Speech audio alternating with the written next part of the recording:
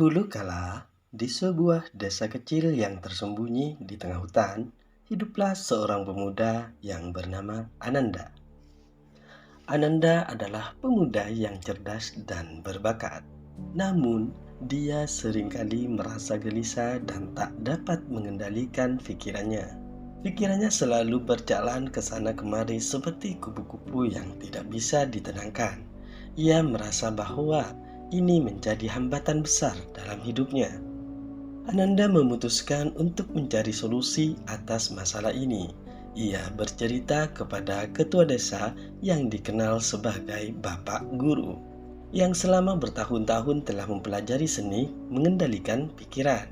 Bapak Guru setuju untuk membantu Ananda dalam perjalanannya menuju ketenangan pikiran.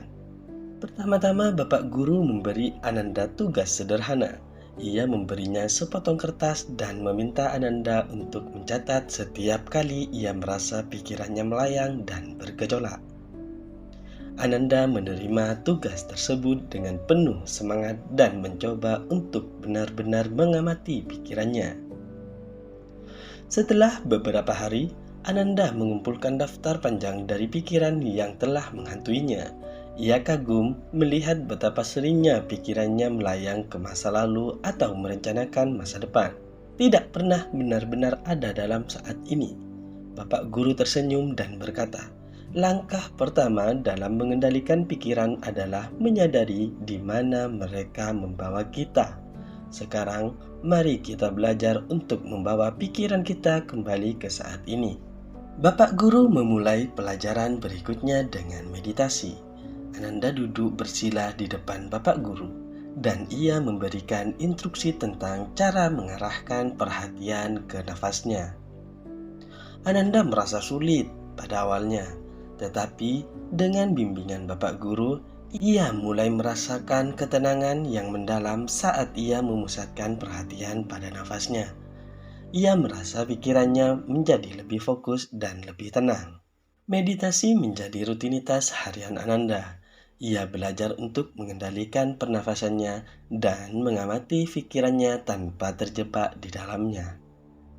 Ketika pikiran-pikiran gelisah muncul, ia belajar untuk mengamati mereka tanpa menghakiminya. Lalu, dengan lembut mengalihkan perhatiannya kembali ke nafasnya. Selama berbulan-bulan, Ananda melatih dirinya untuk menjadi lebih sadar terhadap pikirannya dan mengendalikannya. Setiap hari, ia merasa semakin dekat dengan mencapai ketenangan batin yang ia impikan. Namun, ujian sebenarnya masih harus ia hadapi. Suatu hari, ketika Ananda sedang dalam meditasi, datanglah badai besar yang melanda desanya. Angin kencang, hujan lebat, dan suara petir yang menggelegar memecah keheningan malam. Ananda merasa ketakutan dan kepanikan mulai merasuki pikirannya.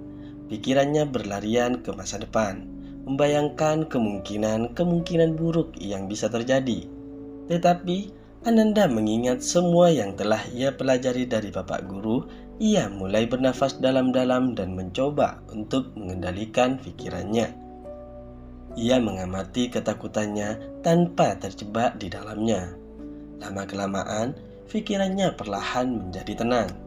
Ia menyadari bahwa ia tidak bisa mengendalikan badai, tetapi ia bisa mengendalikan reaksinya terhadapnya. Ketika badai reda dan matahari mulai bersinar kembali, Ananda merasa takjub dengan apa yang telah ia capai. Ia telah mengendalikan pikirannya dalam situasi yang sangat sulit. Ia tahu bahwa ini adalah awal dari perjalanan panjang menuju ketenangan batin yang lebih dalam. Ananda kembali kepada Bapak Guru dan menceritakan pengalamannya. Bapak Guru tersenyum dan berkata, "Ketika kita belajar mengendalikan pikiran kita, kita juga belajar mengendalikan hidup kita. Badai dalam pikiran kita adalah seperti badai sejati dalam hidup kita. Kita tidak bisa menghentikannya, tetapi kita bisa belajar untuk tidak terbawa olehnya."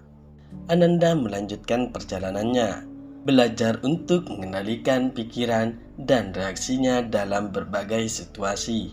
Ia menyadari bahwa ketenangan batin bukanlah sesuatu yang bisa dicapai dalam semalam, tetapi merupakan hasil dari latihan yang konsisten dan kesadaran yang terus-menerus.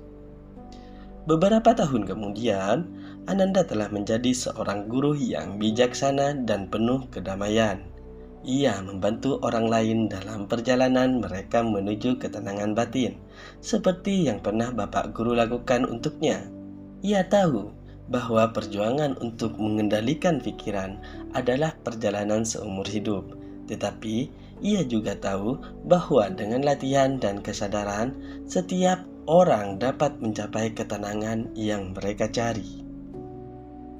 Kisah Ananda adalah cerminan dari kekuatan manusia untuk mengendalikan pikiran mereka dan mencapai ketenangan batin.